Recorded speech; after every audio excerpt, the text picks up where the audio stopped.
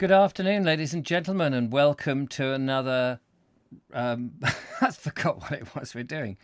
Another Bold Explorer reading is what we're doing with On Southern English Roads by James John Hissey. Hello and welcome. Just making sure it's the 24th of November that everything is working. 2020. It's 4 o'clock here in the UK. It might be a different time where you are, of course. I'm having a slurp of water. I got a bit of a headache this afternoon, so that doesn't bode well. But we'll do our best. Welcome along. Now, remember, yesterday I struggled towards the end of this. It is Victorian prose, so that was a tricky thing. But we'll do the best we can. We'll finish off where we were. Anyway, I hope this is all coming in loud and clear. We had a bit of a mad show in the studio yesterday, and hopefully things are still working tickety-boo. Good afternoon to TurboStream, to the lovely Julia, to Nigel Sadler. Nigel Sadler, thank you for your emails. To Justine Jones, thank you for your emails. I haven't got back to everybody. I've had cursory glance at everything. It's been full on in the Vobes factory, working on episode 3 of this rather... silly idea of walking around the county. Great, but more work than I realised. Hello to Billabong O'Neill. Hello, mates, he says. And Stephen Agger, hello to you. Nice to see you. TurboStream, I've just said. Ben Reed, Days of Yore, or Dave of Yore, beg your pardon. Linda Kane, Mike Stevens, hello to you. Ed Loud, and everybody else who's slowly sort of popping along this afternoon. Ben Reeves says, it was an admirable effort reading that Victorian language yesterday. Oh, it was. I was ashamed. I was ashamed of myself. It's, I think, a combination of not enough sleep. It's very sticky in here, actually. Why is that sticky? What were we doing in the show yesterday? Bear with me. Let's just get rid of some of this. Oh, this is the bubbles, no doubt, from the Vogue show. They can get a bit sticky on the desk. Not good when you're reading Victoriana. Anyway, we will carry on. I try and remember where we left off. He'd gone to some church, hadn't he? It wasn't the Isfield Church, I don't think. Was it the Isfield Church, or had he gone into another one? I forget now where he'd gone, but he'd gone somewhere. And he was looking at tombs, and we only had a page or so to go back. Oh, yes, and he was looking at a tomb, and there was an inscription which was not terribly easy to read, and he was talking about various bits and bobs. I'm going to pick it up after that, I think. So there they are, rummaging around.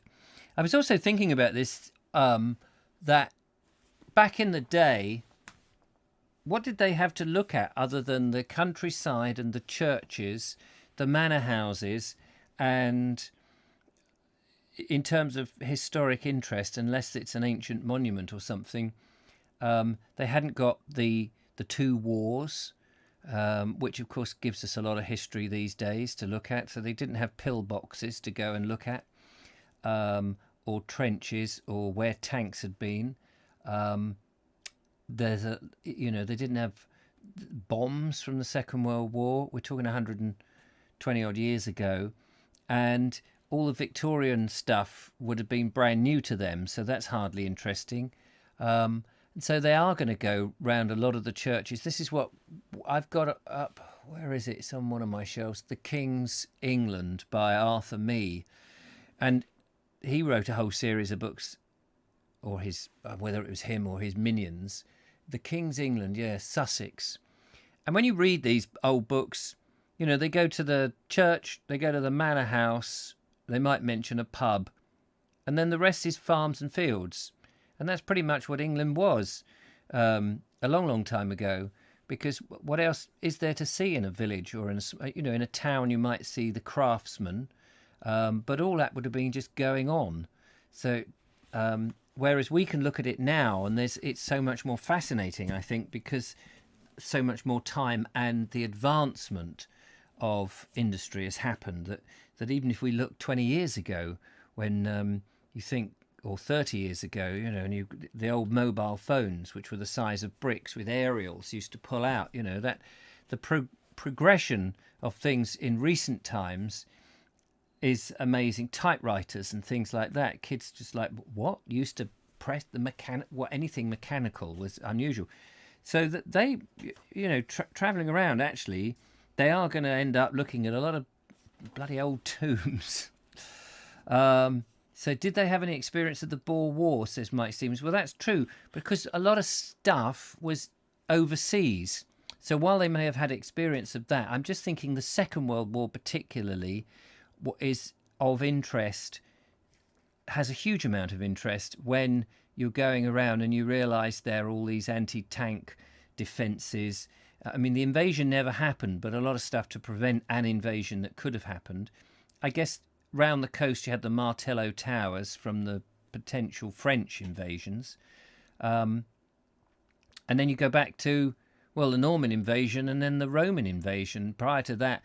And, of course, the invasion of, well, not so much an invasion, but the infiltration, I suppose, of the Vikings and the sort of raids that were carried out. So it's all quite interesting. It wasn't uncommon, says Lee Lawson, for the upper classes to turn up to view another upper class mansion, to see what the Joneses are up to, because they couldn't just check it out on Instagram, could they, or look at Facebook and see what they were doing. They had to actually go there. Old tombs can't be bad. People were dying to get in them, apparently, says Ed Loud. Right. So the priest in the old times was often called the person of a place, possibly because he was the most important dweller therein. Another ancient brass in the chancel has the representation of a coped priest in the top of a fine foliated cross. There is, close by, also another foliated cross of less interest. A stone slab on the floor with a deeply cut matrix has apparently contained an important brass, gone who knows whither. I'm not aware that Cromwell's soldiers were ever at Buxted. Oh yes, that's right, he was at Buxted. I forgot where he was. So that I cannot suggest that they were the guilty parties. An old clerk, in a confidential mood, once confessed to me that when at a loss to account for the disappearance of missing brasses or the disfigurement of a tomb, he just put it down to Cromwell because it saved a lot of trouble, and people never questioned such a reasonable explanation.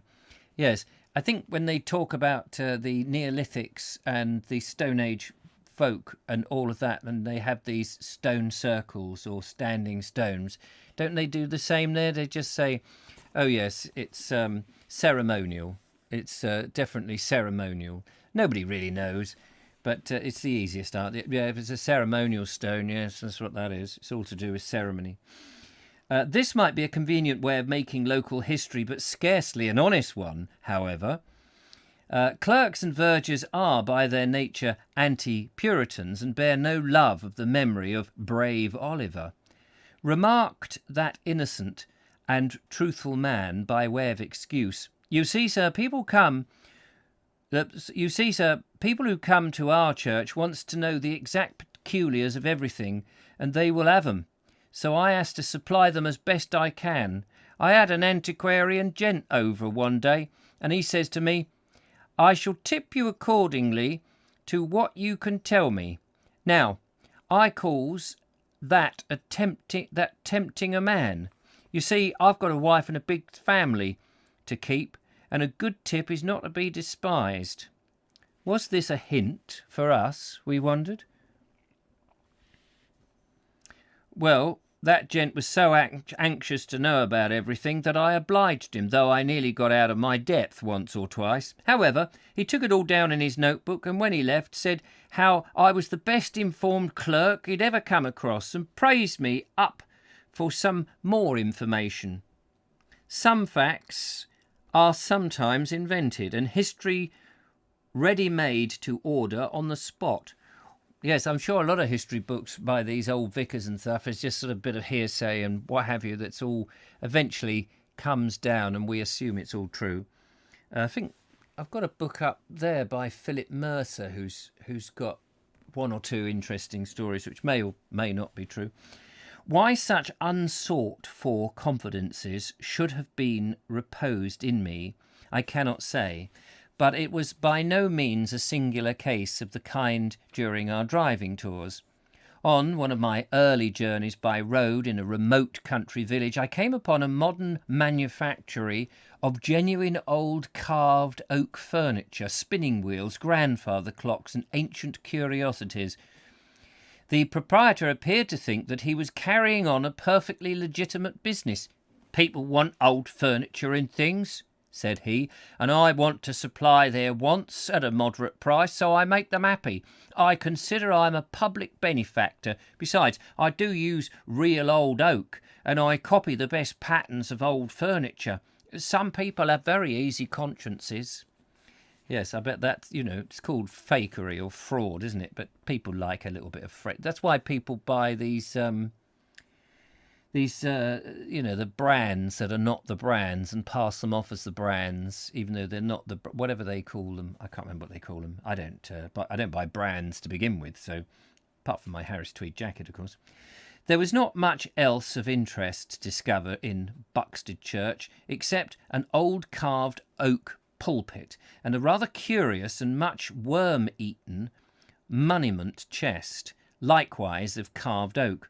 We noticed that the chancel ceiling was of enriched plaster, which gave it a very unecclesiastical appearance. This unusual arrangement, we observed later on, obtains at Linfield Church, of which anon. He likes to say that, doesn't he? Of which anon. I'll tell you more later, you know what I mean? Just as we were leaving, we heard a long and curious series of noises in the church. There was no one but ourselves within, and until that moment the silence of the interior was almost painful and profound. What? Was the church haunted? Did some of the dead men turn in their graves below, indignant because we had, however reverently, trodden over them and taken rubbings of their ancient brasses? But we had done such things before without disturbing the sound sleepers of departed generations. Nor am I aware that the dead dream and have nightmares. So on calm consideration and in true spirit of a materialistic age which is sceptical about ghosts who do not subject themselves to scientific inquiry and proof, we put down the sounds to either rats romping down below or to rooks in the rafters. For a moment, in such a place, the sudden unexpected and unaccountable sounds were somewhat startling, for there is a leaven of superstition left in the minds of most men, inherited from remote ancestors, so hard it is to break entirely with the early traditions and the impressions caused by the fabled stories of childhood.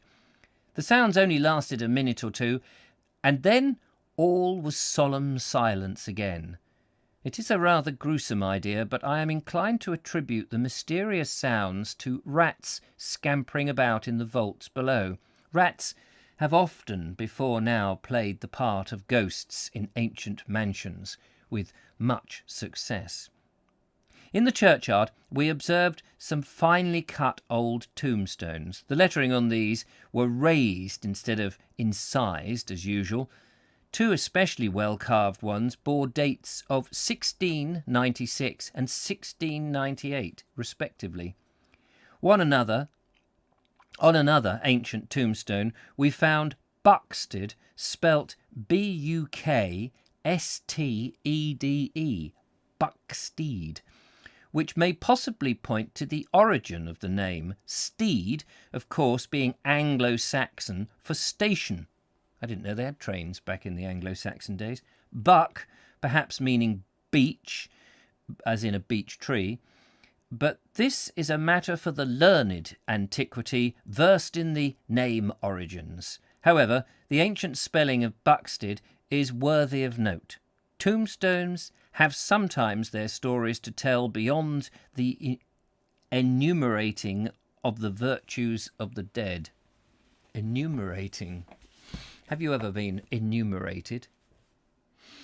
Welcome, Josh Hastings, Naz Uddin, Audrey Forbes, John F., and everybody else who is late.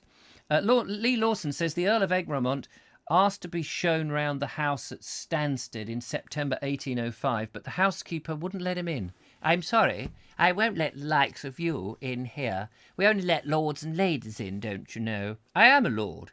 Good grief, you're trying to pass yourself off as a lord. Ridiculous notion. Go away, scurvy swine. Chapter 5, ladies and gentlemen, we have arrived. Which is very nice to get on to chapter 5. Always nice to get to chapter 5. I always think it's a very healthy thing to do. There's no such word as on at the beginning of chapter 5, just so you know. I just made that up.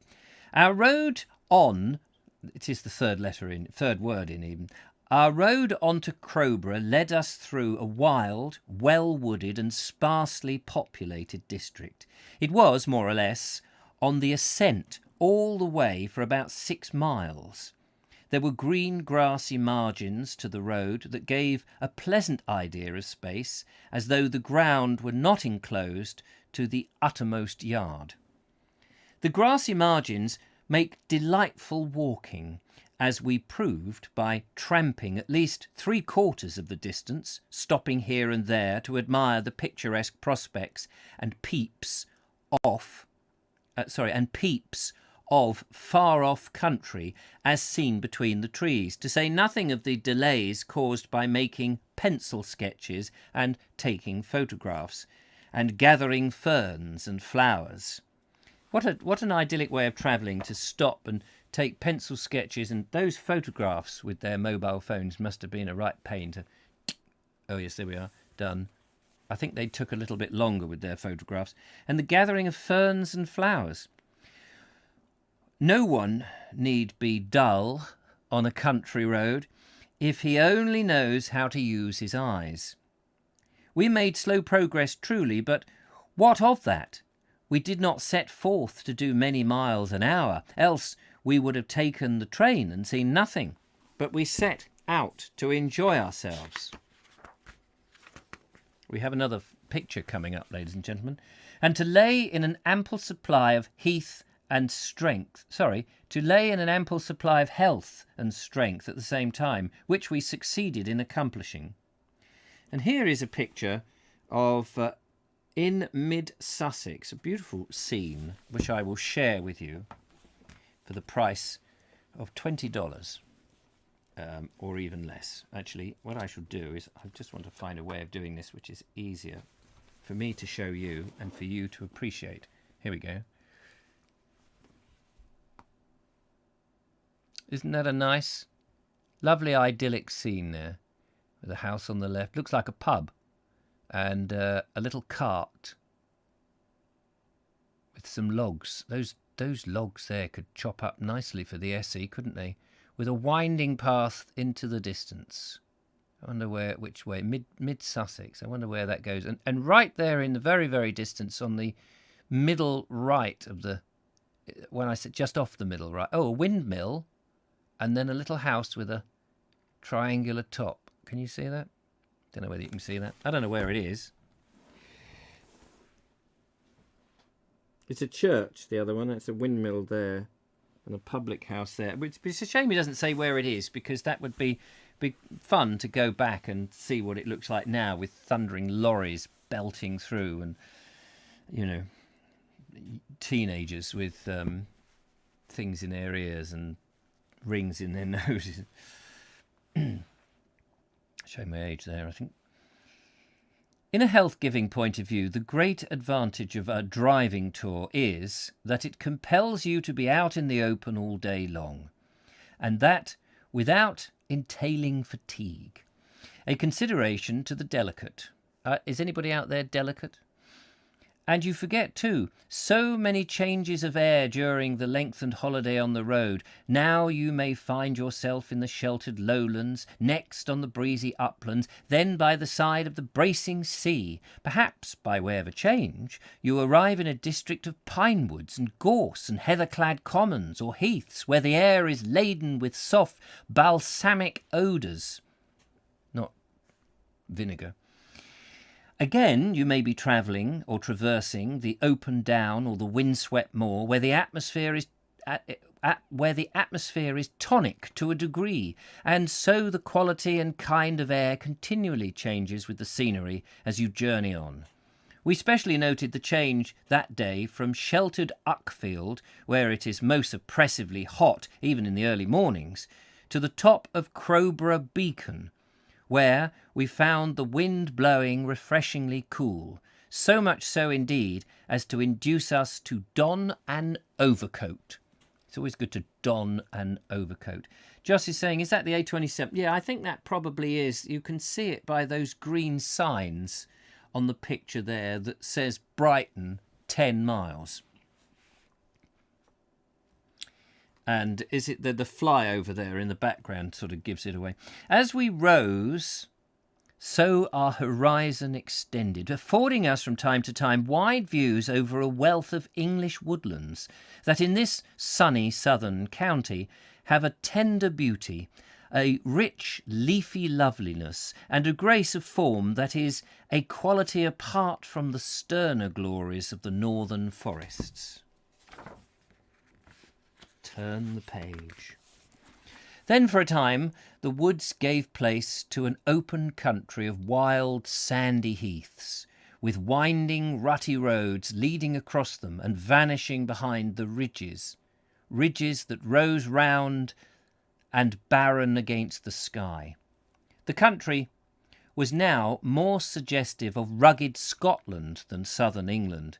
Indeed, a Scotsman told me that in his opinion, the Highlands of Sussex were more closely resembled certain aspects of stern Caledonian scenery than anything to be found between the Thames and the Tweed. When will artists discover wild Sussex? It was a grand sight to watch the mighty cloud shadows sweep across the broad spaces of rough open country. Now a flood of sunshine would illuminate the sandy waste, giving it a general tint of golden yellow, broken by the blue-grey shadows in its hollows, and varied here and there by the green and paler yellow of the waving bracken, the bright effect of the landscape being emphasised by a few wind-blown Scots firs, whose dark green gloom no sun can lighten up. Anon the whole prospect would be changed in tone by the vast cloud shadows into one mass of mysterious purple-grey. Isn't like full stops in their sentences, did they? You can go for bloody miles before you come to a full stop in these old Victorian books. The house was knocked down and is now a McDonald's, says TurboStream, full of confidence. I think you're probably right. In these glorious and changeful effects of light and shade that lend such a charm to the English landscape and cause one to love our cloud-laden skies, and to listen with pity rather than envy to the laudation of more favoured climes. How did you come to a sentence?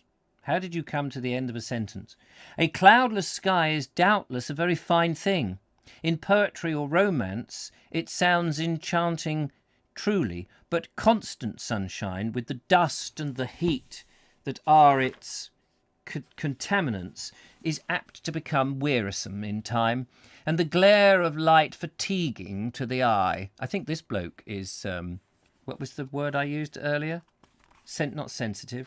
What was the word I used? What was that word? I just used it. Meaning very, I can't remember. I just read the sodding word out. How bloody annoying is that when you read it out and you can't? Not sensitive. What was the word anyway, it doesn't matter. I'm wasting your time and mine, of course. Delicate. Yeah, it came back to me. I think this bloke is a bit delicate.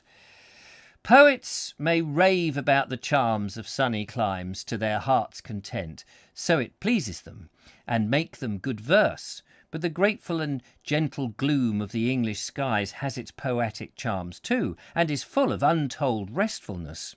Our climate is a very poor one for big smoky cities, I grant, but it suits well the open country. It is a reproach to a scientific age that the atmosphere of our large towns should be rendered dismal, if not poisonous, by being polluted by filthy smoke and gases. Contrast the melancholy look of a smoke-begrimed London house with the weather tinting of the walls of an old country building. Continuing on our upward way, we reached a land of wood again, only the trees had changed in kind, the tall fir and pointed pine taking the place of the lowland spreading oak and leafy elm. The former trees are true mountain lovers, and told of an altered soil and climate. Then we came to a wide common whereon we noticed a gypsy encampment. The tent these restless warriors had pitched, their tethered white horse, their curling film of blue smoke, rising from a fire of sticks, over which was a tripod supporting an iron pot that gave forth a savoury odour. The unkempt gypsies themselves, together with their sun-tanned children, playing around in childish glee, rejoicing in their wild freedom, formed quite a picture. Were they constantly rejoicing their wild freedom? We are free! We are free! It is so much glee! We must, with our wild freedom, rejoice! I'm sure they just got on with their lives down there. We should have much like to photograph the encampment. Yeah, you try photographing gypsies, mate. See what happens to you. You'll have the hubcaps off your little dog cart before you know what's happened. We would like to have photographed the encampment and its surroundings, but former experience has taught us, for some good reasons known to themselves, gypsies strongly object to having their photographs taken and are apt to rudely resent the advances of amateur photographer. So we refrained. So polite and posh. From this common, looking southwards to the coast, some 25 miles away as the crow flies, there was, spread out far below us at a far-reaching panorama of continuous woods waving in the summer wind like a leafy inland sea even. Even fair Sussex, land of wild prospects and revelations of scenery though it be, has nothing finer within her borders to show the fortunate road traveller. And were there only a silvery river, as in the rival Arun Valley, winding with many a graceful curve through the pleasant woodscape, if I may be allowed I'm sorry, I read that completely wrong because he's on a meandering thing. And were there only a silvery river, as in the river Arun Valley, winding with many a good graceful curve through the pleasant woodscape, if I may be allowed the expressive term, I verily think that this prospect would be second to none in all England. So space expressing it is in its grand distances, but absolute perfection is rarely to be found in this imperfect world. This fellow's writing is laden with saccharine, says Edward Moulding. It certainly is. It's interesting, isn't it? Because Tickner Edwards was writing in 1910, so 10 years hence, and his writing is much, while extremely well littered with, or prolifically sprinkled with terrific descriptive words which conjure up a beautiful and romantic England. It wasn't quite so saccharine as this guy, was, and his was more condensed. What is it when you evaporate the water and you take it out and you distilled to its beautiful thing, whereas this guy is no wonder he wrote so much. It's just, you know, a lot of stuff. But we'll continue on because it is quite interesting, although sometimes apt to be hard to read. I've lost my place. From this common blah, blah, blah, blah, blah. Yeah, the view from this spot, as we beheld it on that lovely summer morning, was simply enchanting. One seldom, in this railway age, when trains bury themselves in dark tunnels or dash through deep cuttings, just when the scenery is at its best, of course, one seldom has the opportunity of delighting the eye with such visions of beauty. This particular vision was the more impressive because it burst upon us so unexpectedly.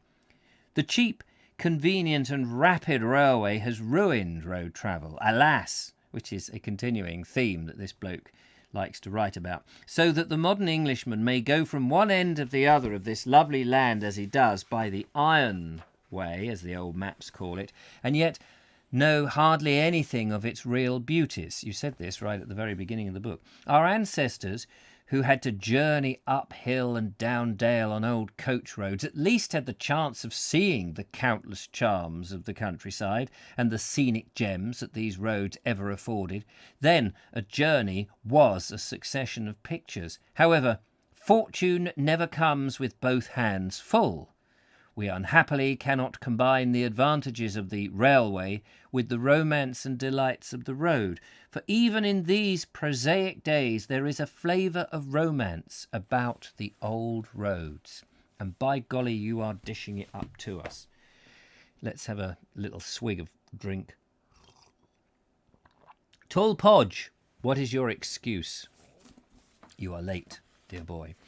Narrowboat, Trev's Travels by Narrow. It says, gee whiz, I started the engine to charge the batteries and laptop to watch you and forgot to turn on the inverter. Oh, golly. So have you still got flat batteries?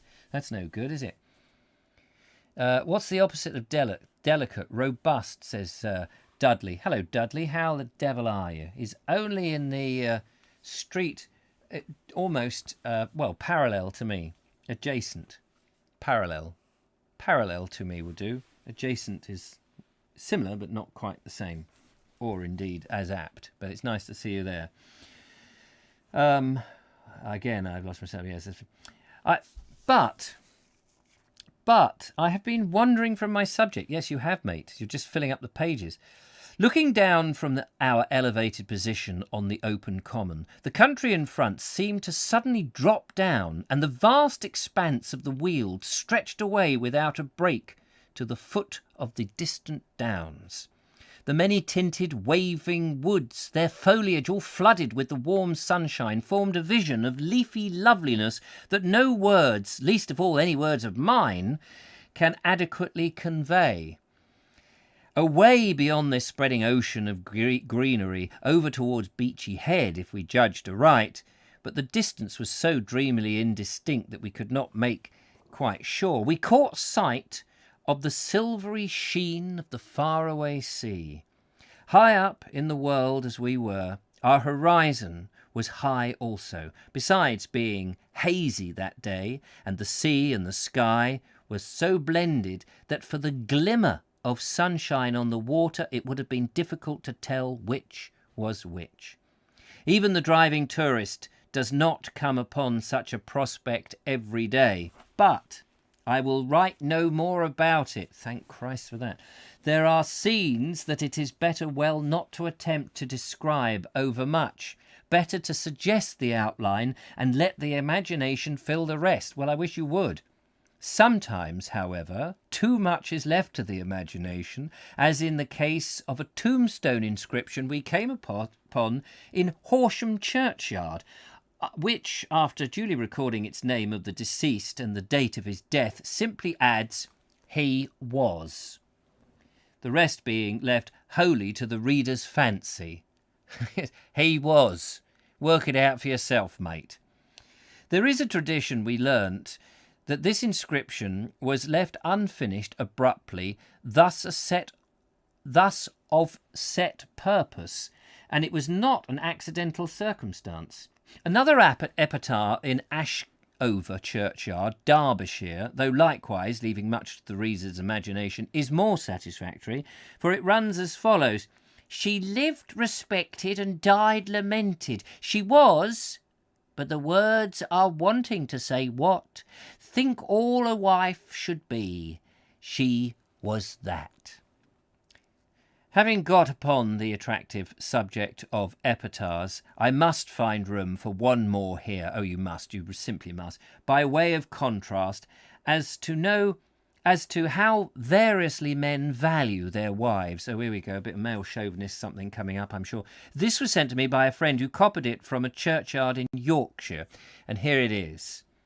Underneath this stone doth lie, back to back, my wife and I. When the last trump sounds so shrill, if she gets up, I'll lie still. Here, darling, I know we're dead, but shove over a bit, make us a bit of room, and whilst you're at it, put the kettle on. The wind was blowing keen and strong across the common. Unrestrained it came from the southward, and the sea, there being nothing for long leagues to arrest its progress. It was delightfully fresh, sweet, and invigorating, but decidedly blustery, so that having enjoyed the view, we did not feel inclined to dally further in such an exposed spot on such a day. Now, when we left Uckfield, the air was calm. There was not even a suspicion of a breeze. The smoke from the chimneys uprose straight without a suggestion of direction or curve. Therefore, when it blows a gale in the valley, it must be tolerably unpleasant up here. However, if anyone wishes to be braced up, Crowborough appears to me to be the very place, and it has the advantage of being a good deal nearer London than Scotland or the Alps. Yes, it bloody does. As we went along, we espied a desolate-looking inn, perched all alone on the top of a hill. Close to it was a dank, dark pool of water. Now, which hill? What pub near Crowborough could that be? Anybody guess? I don't know which way he's going. It's a shame. He was going, obviously, he was going, I guess, eastwards, because he would come from Uckfield and arrived at Crowborough, so who knows. And presumably he's on the A26 now, I'm thinking, methinks. Anyway, I know not exactly why. Close to it was a dark, dank pool of water. I know not exactly why, for it was not always easy to analyse one's feelings, but this solitary and forsaken appearing old hostel appealed strangely to our sentiments. It seemed as though there must be some weird history or romance connected with the building, only waiting to be unearthed. There was to us, in our then fanciful mood, a flavour of the highwayman, or at least the smuggler, about the place. Possibly, however, it has had a very ordinary and uneventful existence. The sign of the inn was a large bird, painted black, sitting in the grate. The bird and the grate, we presumed, though we did not see the title written up. Wait a minute, is it the Coot? What's the name of the... there's Crowborough. Is it the Black... What is it? That pub. You go past and it does look like an old sort of coaching inn, a highwayman or a smuggler's inn. What is that just outside before you get to Tunbridge Wells, the other side of Crowborough? What is that called? The Bird and the Gate. It's definitely not called. We presumed, anyway, though we didn't see the title written up. This was a fresh sign to us, yet not an unnatural one for the country. We were not quite sure whether we had arrived at Crowborough village or not, and if this were the best or only inn at hand. So we asked a gentleman who was struggling along the road against the wind if this was Crowborough. "This is Blowborough," he responded savagely, laying great stress on the first syllable. "Blowborough. There's a good inn about a quarter of a mile farther on." We thanked him for this information and ventured to remark, that it seemed a very bracing spot, to which he made no reply. Perhaps he thought we were satirical in our saying, and if so, he was right. Crow and Gate. Ah, Crow and Gate. Yes, the bird and gate, the crow and gate. Ah, the Crow and Gate, everyone's telling me now.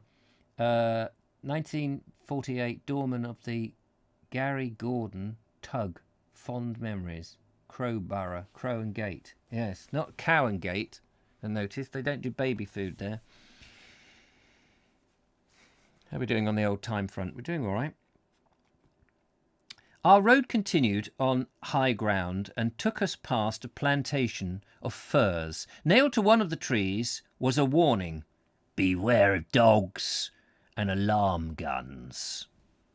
The alarm guns is surely a fresh feature on these notice boards. A year before we had seen a board in Lancashire inscribed, beware of man traps. We thought these to be illegal, or else, failing, some little passing amusement may be extracted from the various notice boards exhibited by the wayside. When touring in the eastern counties a year or so back, we came upon the astonishing and alarming notice that trespassers will be prosecuted. Fancy that. Manifestly, the last word was an innocent misspelling of prosecuted. Oh, persecuted. Oh, I see. Trespassers will be... I'd read prosecuted and didn't read the correct word, you see. Shows you how your brain interprets it. Trespassers will be persecuted. Manifestly, the last word was an innocent misspelling of prosecuted, possibly owing to the village painter being unblessed with a school board education. But perhaps the most peculiar noticed was one in Hampshire. The landlord was, we presume, a religious-minded man, for the first thing to be read in large lettering on the board was, "The earth is the Lord's and the fullness thereof."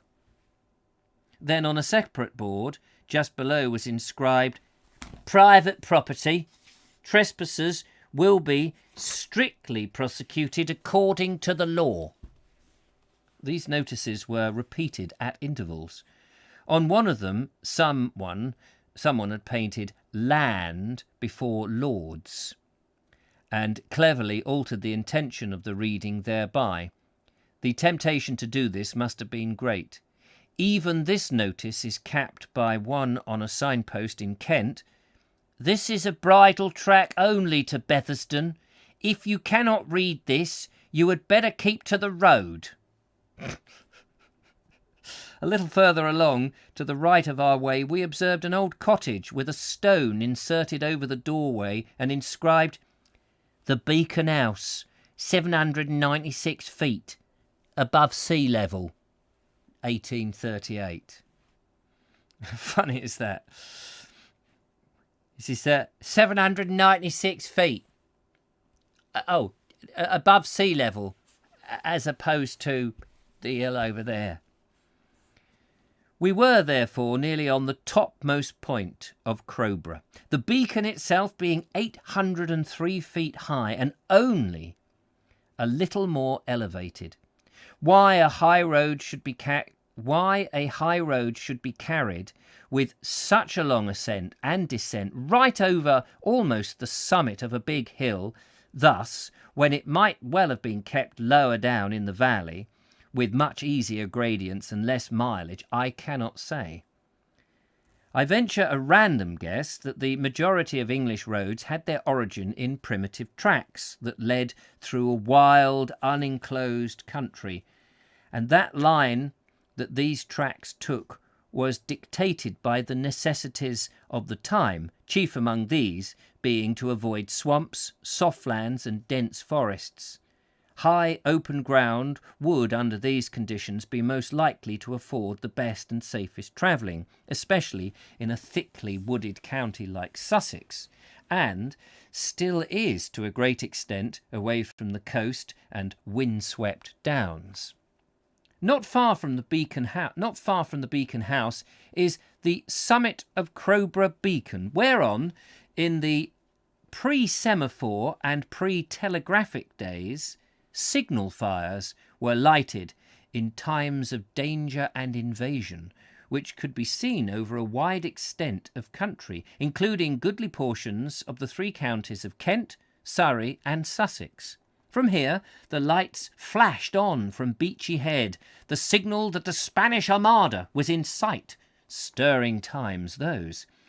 There must have been something very thrilling in the watchers and the people, plainly seeing thus the blazing fires on the lonely heights as they heralded across the country news fraught with the utmost import to the state. Now, in these less picturesque times, the most eventful news is flashed silently along wires through the heart of peaceful rural England, and the country folk have even no hint that anything special has happened or is happening. And yet, interesting to think that while that is true, 40 years later, pretty much, when there was the potential, and 80 years ago, this year, there was 40 years hence him, 80 years backwards from us, there was the potential invasion from the German Nazis coming over, and churches were silenced unless you heard the bells tolling, which on the south of England was there to inform you that there was a German invasion. But we never heard those bells tolling, thank goodness, for it never happened. At least I don't think it happened. Just looking down at Eric in the basement. I've often gazed on those... I haven't done that at all. I have often gazed... Oh, yes, I did. I have often gazed on those successions of posts and lines of wire that stretch in long array across the lonely downs, then suddenly dip into the sea on the way to the continent, and wondered what messages were being conveyed by them at the moment over the peaceful country. It's interesting, all those telegraph wires, presumably, that went down into the sea, and some went down. I think old Martin Snow and I went down at the Seven Sisters to look, because there was a telegraph station and they connected to the sea down there. They've gone. All gone. Yeah, it's interesting. The modern miracle of the telegraph has become quite commonplace now. No, it's gone, mate. I just told you. That thin line of wire across the vast extent of downs and its uses is not regarded even by the simple shepherd at all as a wonderful thing. It's just the wires as takes messages from France to London town, was a remark of one of those hardy sons of the soil to me. I don't see much wonderful about a message a-running along a wire. It seems quite natural-like. I don't see much wonderful. All right, it seems natural-like. What the South Down shepherd of today considers quite an ordinary thing, his forebears would probably have considered as a madman's dream, could they by any possibility have heard of it. We are a progressive race. Yes, we're just texting across now, or tweeting. There is a deal of truth revealed in the proverbs of the people, and one of these proverbs has it: familiarity breeds contempt. Yes, that's true. I think that's what most people think when they see me every day. Oh, it's that bald bloke. How are we doing on the time? Oh, we're coming up to the end of the hour. This one's gone pretty quickly. He is heading off towards Tunbridge Wells. The drift of the mind of the rural population has vastly changed in this last quarter of a century, and we're talking about the 19th century, aren't we? There are here and there a few honest believers in good old-fashioned ghosts still to be found. Once they were quite plentiful. Then almost every village had its haunted house, almost as certainly as it had its church. In another generation, the age-hallowed belief in ghosts promises to share the fate of the old-world belief in witches and witchcraft. The people have been taught to read, and superstition and intolerance are happily waning before the light of literature, slowly, truly, but as surely as the sun disperses the darkness. With the superstitions, a good deal of poetry, which we ill can spare, will go too. Old folklore, wise sayings, quaint customs, and the like may vanish like the witches and ghosts. Having taught the people what to unlearn, it would be well for our land if we teach them to love beauty and strive after it in some way, even in the humblest home and its surroundings. Then this fair land of Britain, instead of growing less beautiful as the years roll on, might grow more and more lovely till it became a veritable Arcadia. That's interesting. I mean, again, go back. We've been reading in this books from the 30s and the 40s, and we've seen how all those authors have said the land is changing and for the worst as we've progressed. And here he is writing at the very end of the 19th century, presumably witnessing the huge building regime of the Victorians with their red brick and the trains going everywhere, and equally saying, look at all these bloody new builds. Look at them going up all down here, rows and rows of hideous terraces, one after the other. Evil.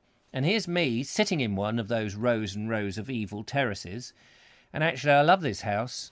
And they can be quite nice. Some of them can be garish and nasty, depending on how you look after them and paint them. But they are amazing houses. So, time will tell. And I suppose the new builds that we shove up in a field, in a 10-acre field, and make them identical, perhaps will have charm to the future people. But then you start to think, well, what will their lives will be so bereft of any beauty whatsoever. It'll just be glass and chrome. It'll be awful, he says. A short descent from the highest point of the road brought us to the Red Cross Inn. Here we were ushered into a cool, cheerful room with a delightful and cosy inglenook that gave the chamber quite an old-time character, together with an indescribable suggestion of comfort. There are two things that go into the making of a perfect room, granted good proportions, oak-panelled walls from floor to ceiling and an ample inglenook, none of your modern builders' paltry make-believes, but a little room off a room, with a blue Dutch tiles round and dog irons on the hearth, a hearth having space for a blazing wood fire, just as in the merry days of old. The room at our inn pleased us greatly. We should like to have taken it away with us, and to have decorated it and lived in it. Chatting with the landlord whilst watching our horses being groomed, we asked if he could give us any information about his sign, the Red Cross, as it was an unfamiliar one to us, and we thought that just possibly there might be some meaning in it. But all he had to say on the subject was that he believed it had something to do with a battle fought on the hill a long time ago. This was rather indefinite. Still, it was all he knew about it, and a man cannot do more than tell you all he knows, unless he invents. He hasn't read Philip Mercer, has he? We left Crowborough late in the afternoon. Is there still the Red Cross pub in Crowborough? We left Crowborough late in the afternoon when the sun was getting low and the shadows were lengthening. It was just the hour for driving and daydreaming. It is an excellent thing sometimes to give rein to one's poetic and romantic imaginings. It makes life brighter to idealise now and then. I do it all the time. We had a glorious drive to Tunbridge Wells in the warm, tender light of the late afternoon. Our way now led us through a hilly and well-wooded country. Past sleepy farmsteads it took us, past picturesque old cottages, one with quaintly clipped yew trees in its little garden, especially attracted our attention, past green meadows, golden cornfields, and many-poled hop gardens, with the hopped cones dangling and dancing in the breeze. Any hop gardens near Tunbridge Wells? Nigel Sadler, who comes from Tunbridge. It was downhill for miles at first, and we sped along at a rattling pace. Now, I know Crowborough, and I know that's on the A26, I'm reckoning, to Tunbridge Wells, and you do go downhill, and you do go at a rattling pace. I don't know of any hop gardens around there, but clearly there was. One should have a look at the old maps. We sped along at a rattling pace, the traces slack and the brakes just on. There was an inspiriting feeling of exhilaration in the quick and gliding progress through the cool evening air as the carriage ran on itself.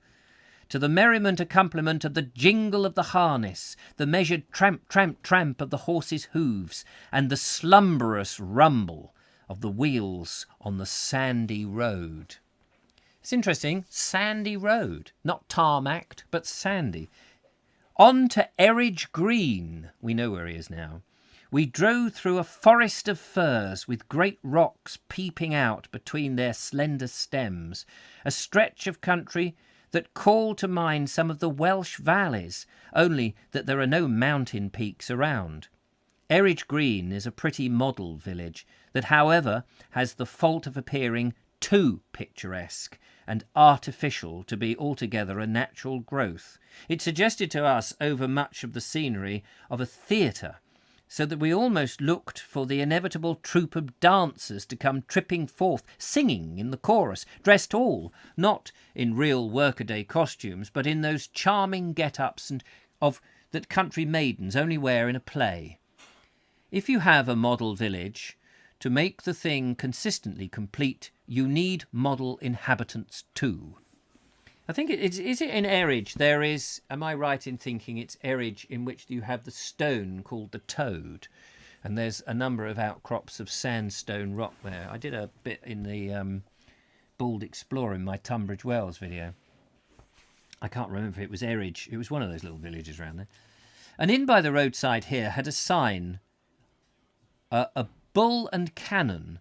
According to tradition, the first cannon, a branded gun ever made in Sussex, and possibly in England, formerly stood on this green. This the villagers used to fire off with real shot that was dug out of the ground after use, and so employed again and again. And this went on every high day and holiday until the cannon burst. So at least we were told, and this accounts for half of the inn sign, according to the same authority.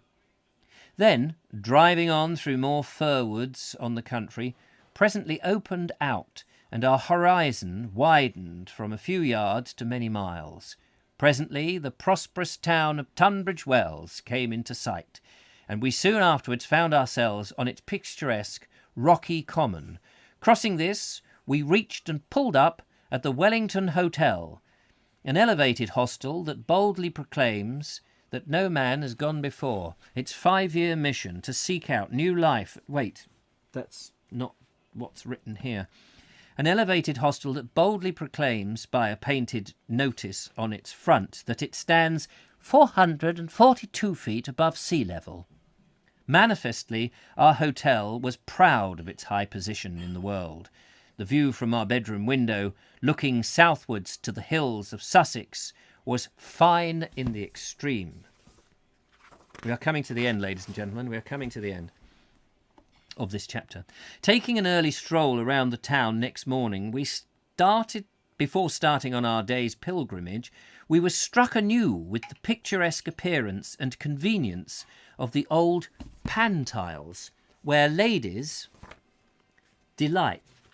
where ladies can walk and shop in quiet out of the bustle, noise and crush of the street, and have shelter in bad weather from the rain, as a past century poet put it here: "My lady, without wetting her shoe, may choose her dinner while gallants woo." Perhaps we might learn something, even in these days of progress, from this delightful specimen of old-fashioned planning of our forefathers. And there endeth the sermon according to James John Hissey. We will be on the next chapter tomorrow, for which I have no memory, chapter 6 on old sovereign English roads. And there we are, finished before 5 o'clock. How amazing is that? Superb! And what a theatrical piece of writing this is. But I'm enjoying it. It's quite fun being flamboyant, as somebody I noticed mentioned there. What else have we got? Were the Victorian terraces identical when they were new, says Justine Jones. I'm sure that they were pretty much, built identical. But whether people then gave them some, humans are individuals, aren't they? It depends how much money they had. They were very much a poor person's house, as I recall. And often they were slums because they didn't have UPVC double glazed windows and fitted carpets and big sky televisions and all those sort of things, and the internet, so that they could find out the tweets of Donald Trump and whether he's left the presidency or not. They didn't have that ability. My dictionary of pub names just says that the Red Cross is a reference to the Cross of St. George, which makes sense. Thank you, Lee Lawson. Loads, or at least were, says Nigel Sadler. That is now the Crowborough Cross, Weatherspoons, I do believe. Ah, interesting. Toad Rock is in Rust Hall, Tunbridge Wells. Yes, thank you. I knew it was somewhere like that. Mike Stevens says this really takes you into another world. It is really great because it's a huge gap, isn't there, between what James John Hissey reports to us and the thoughts and things of the Victorian at the end of the 19th century and what J.B. Priestley and H.V. Morton and all the others tell us 30 years hence. I think it's absolutely fascinating just from the social history point of view and how people thought. I like that particular bit about how educated people have removed themselves from the ghosts, just as the people of his era or before had removed themselves from the belief in witches and witchcraft. I think that's an interesting observation to have had 120 years ago. The Wellington Hotel is now a travel lodge. Oh, yes, and I filmed up there. Who said that? That's Tall Podge. I filmed up there. That's on the opposite side of the park, isn't it? If I remember rightly, up there that's right. I filmed at the Wellington. I remember doing that 5 years ago, whenever it was. I did the Tunbridge Wells. By the way, if you're bored, the Bald Explorer, put Bald Explorer Tunbridge Wells. You have a treat, an absolute treat waiting for you as I seek out the water, Taking the Water, it's called, Lord North and all of that. And we go to the Pan Tiles and I interview a dipper. Well worth having a look at that. We're all enjoying it. Thanks, Richard. Andrew Norris, good to see you there. Thank you so much for coming by. He must be on Mount Ephraim. Yes, I think that's where he is with the as you said, the Wellington Hotel.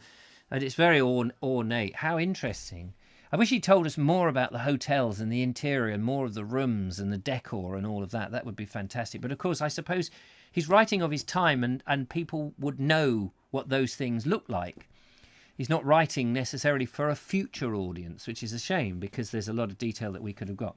Philip Hammond and Mary saying, good reading, Richard.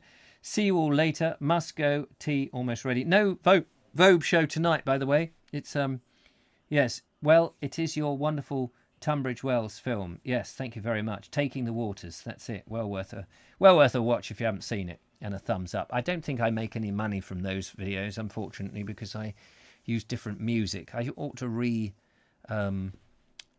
rescore them and then send them out. I do have the original files without the music on, so I could rescore them if I could be bothered, but so much work at the moment following the Sussex border walk as we do. Anyway, thank you so much for coming. It's 5 o'clock, time to go.